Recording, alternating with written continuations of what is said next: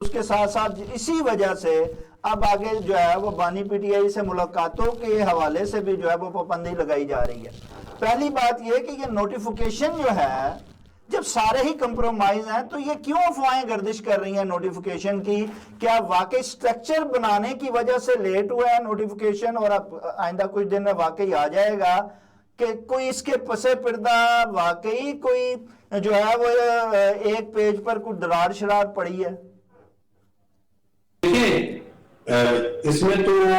کوئی شک نہیں کہ یہ جو نوٹیفیکیشن لیٹ ہوا ہے اس نے شکوک و شبہات پیدا کر دیے ہیں جو سنی ہوئی تھی. جیسے جنرل ندیم انجم والے معاملے پر ہوا تھا. اب جب نوٹیفیکیشن تو ہوگا لیکن جو گیپ آگے چیزیں آ گئی ہیں جس سے یہ ہوا ہے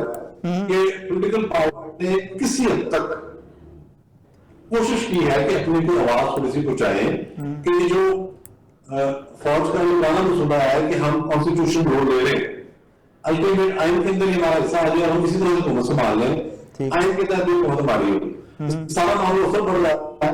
تو اس کو اگر کسی حد تک حکومت پوری کوشش کرے